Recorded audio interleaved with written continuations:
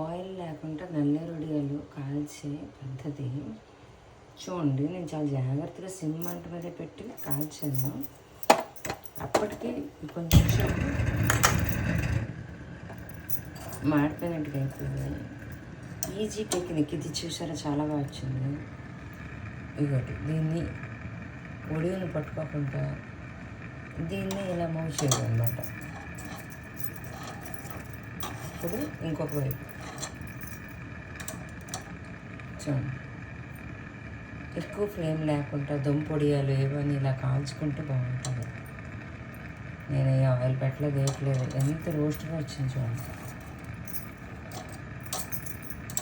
Already నువ్వులు అందులో ఉంది, ఆయిల్ వేయాల్సిన పని అయితే లేదు. మరి ఇవి ఎంతగా మాడాయో అంతగా మాడలేదు కదా. ఇది చాలా బాగా వచ్చింది అసలు. థ్యాంక్ యూ వాడక్క పంపించినందుకు.